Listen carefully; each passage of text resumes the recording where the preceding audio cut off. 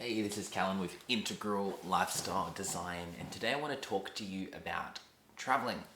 It's really funny because I've spent a lot of my life traveling, but it's not something that I've really talked about much on this channel. And I really want to go into how significant it is and how it's been one of the most impactful things I've done in my life as far as my own personal development, my own growth.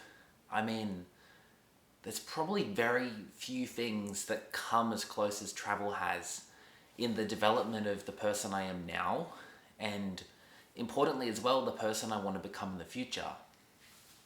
So I mean, for me, I've always been a very deeply curious person. I've always wanted to go and explore, to meet people, to explore different ways of life, different cultures, different perspectives, different religions, so on, so on. I've been fascinated by the fact that we're all humans that live on this big rock, but how so many people have a drastically different day-to-day experience than what I would have or what you would have. And that's really powerful. So for me, travel has been like a essential ingredient to my life. And when I'm doing my own personal lifestyle design, travel's always a very important part of that. So I want to go into sort of some of the things I've learned from traveling and some reasons why I think you should travel. Because honestly, I do think it's one of the most interesting and significant things I've done in my life across many mediums. So I'm going to go through them using again my own model that I came up with because I use that to sort of plan and live my life. So we're going to go into it. First things first, travel opens your mind. So if you've never left your culture, say if you're an Australian like me and you've never left Australia, it's almost certain that you're going to be very locked in to a certain value and belief system. That you're going to be very locked into the values and beliefs of your culture. Even if you're like a rebel and you're countercultural, you're still going to be locked in because the thing is your brain, your mind hasn't experienced alternatives. Your brain's experienced like this one bubble. So in Australia, that's maybe the Western world. And your brain has experienced this one bubble, this one way of living. But it hasn't experienced others. And there's other massive bubbles around the world. I mean, you've got the whole African sort of lifestyle. You've got Latin America. You've got multiple in Asia. You've got all these bubbles and people live completely differently to how you live. They have different values, different beliefs, different lifestyle. It's totally different. And that is so powerful to realize. When you get out of your country into a foreign culture and you meet people from other countries and you see their values and their lifestyle, it's powerful. An example for me is in the West, obviously, we're very materialistic. So people sort of judge other people on what they have. For example, if someone asks, what do you do? They're talking about your job, right? In, say, Australia, if I ask someone, what do you do? They're going to take that most likely as I'm asking them what they do for a living, okay? Now, let's go across to Latin America. It's a culture that's far more about personality. It's about relationships. It's about having deep, close relationships. It's not as much about success as it is here, at least on average. So over there, if you ask someone, what do you do? Which I realized recently as I was just in Colombia, Mexico, Dominican Republic, so on. What I noticed is if you ask someone over there, what do you do? They take it sort of as a question being, what do you like to do? What do you like doing? What do you do for fun? What do you do in your free time? So for them, work's really sort of a way to make money. There's not really as much of a status thing around it. It's not like I'm a doctor or I'm an entrepreneur or whatever it is. It's just sort of, yeah, this is how I make my money, which is whatever, boring. And then here's the stuff I'm actually interested in. Here's what I'm passionate about. I love to dance. I love to create. I love to write. I love to go on hikes, so on and so on. So if you ask someone what they like to do there, then it's more on that angle. What else have I noticed? Cultural values, like different things are valued on different levels in different countries. And that in itself is really, really powerful. The way people spend their time, people really chill out in some parts of the world and they're really stressed in other parts of the world. Like on average in cities, people are far more stressed out than in the country. I mean, there's so much you can learn. And as well as that, I think you're like a byproduct of your environment. So I am who I am, but when I'm around, say, my mum and dad, I'm like a certain person. I'm their kid. I'm there's all these little roles that are in my subconscious. If I'm around friends I went to school with, I'm absolutely like more immature than friends I've made since school. Just because it's like, I'd mess around with them and be silly and all of this, and I still sort of do that. But I find now, I'm 26, but a lot of friends I make are like in their 30s, some even in their 40s. I just seem to resonate with people better that are a bit older than me. And that's just how it is. But there's sort of that perspective too, like, and you're in like this cultural bubble of being around people that have presuppositions, they have certain beliefs about who you are, what you are, all of this. When you travel, you can get out of that bubble. All of a sudden, there's no one around telling you what to do. There's no one around telling you who you are or reinforcing some belief system you have about yourself. And you can reinvent yourself. You can become whatever you want to be. You can meet new people. You can have new experiences. You can shape your life in an interesting way. And you can get outside of that bubble. And you don't have these reinforcements of different things that you were previously. So if you want to reinvent yourself, you really can, because all of a sudden your life is open. You can do whatever you want to do. If you travel for a month, that month is yours to go and experience whatever it is in your heart that you truly want to experience in this world. I mean, a really interesting thing for me, to be personal, is dating overseas. So I've dated here in Australia, I've dated all through Europe, I've dated, different countries in Asia, I dated through South America, like so on, I've dated in all these different parts of the world. And I've realized that, like, Australian dating culture, I don't really like it. Like, I sometimes go on dates in Australia and it's not inherently a bad experience. I mean, it can be fun, it can be rewarding, all of this. Can meet some cool people. But I much rather the dating culture in, say, Latin America than I do in Australia. I think in Australia there's lots of game playing, You can talk to someone. It's almost like people are hiding their emotions. It's like people are building these walls and they're not wanting to actually emotionally connect with anybody. Either they want to hook up and that's it, or they want like a serious relationship, but they're too rational about it. They're not letting it emerge naturally. They're sort of logically trying to get into one. And I find that's really interesting. So you go on dates and you meet people, you have an experience, and then all of a sudden, like, someone will ghost or someone will flake. And I've done this too. I mean, I'm no exception to this rule. I've definitely done it too.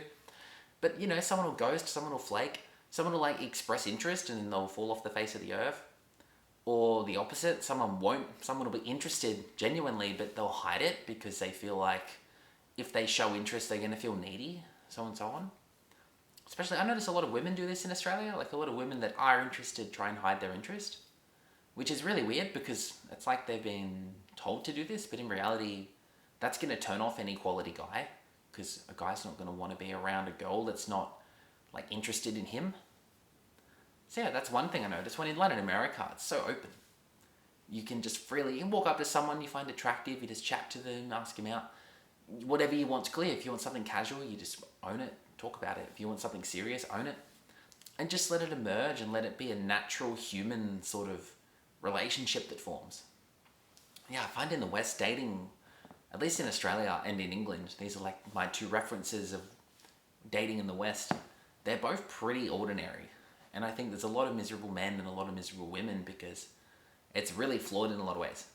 So going overseas has like opened my mind to dating and how awesome dating can be if you meet the right people. I think I've fallen in love a few times and they've pretty well all been overseas. So that's an interesting insight I would never have had if I didn't travel. Food, and not just food, but like the culture around food.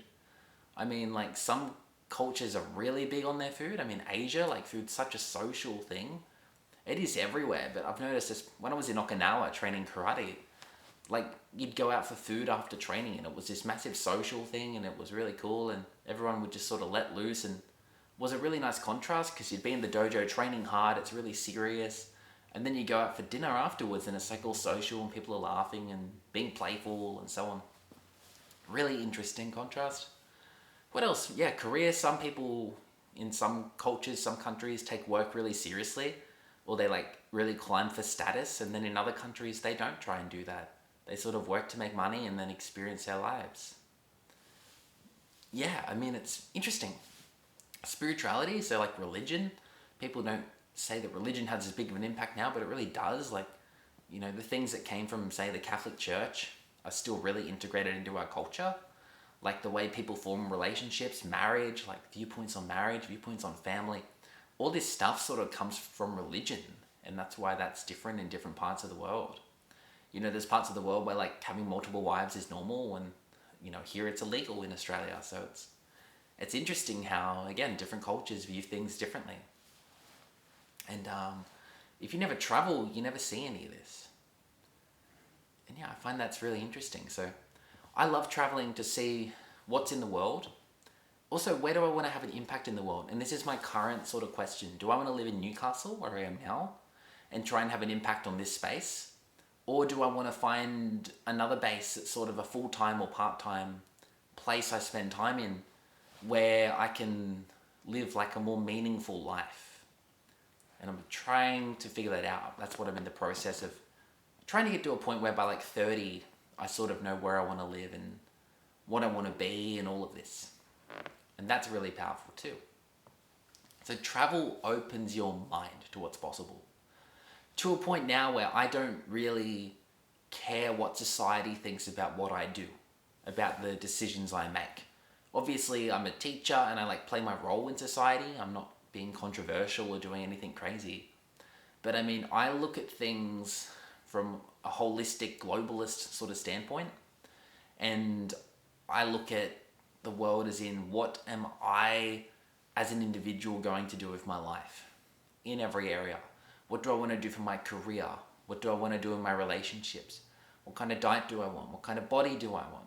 So on and so on. And I try not to be like too indoctrinated by the mainstream media of any culture or country. I try to sort of think very divergently and try to do things from a free way. And travel is the number one way I was able to jailbreak my mind, to unplug from all the things from Australian culture, and to see Australian culture just as one of many cultures. It's not better or less than any other culture. It's just one way of seeing the world. It's just one way of experiencing life. And that is, yeah, a really interesting thing to consider. So travel is awesome. And it's not like to go and take photos of the Eiffel Tower or like to go and do this. I mean, sure, you can do that. You can go look at landmarks and all that. But I think travel is about connection with people. Traveling is about seeing what's out there in the world. And it's not experiences like, you know, experiences. I met somebody over in Thailand, met their family, got pulled out into like the provinces and out onto a farm and all this, and like met local people. It was my birthday. They threw me a big party and like shared meals with them, drank with them. That was awesome. And recently going through South America, one of the highlights was doing karate in all these different countries. So I was training in Mexico, I was training in the Dominican Republic, I was training in Colombia, all with local people. And then after training, I'd make friends with them and you'd go out with them and hang out with them. And that was awesome.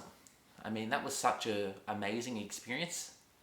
And then also dating, like when you date, you meet people overseas and you have these fling romances and you learn what you want in a partner, you learn what you're attracted to, and you can figure out where in the world you want to go to have a family.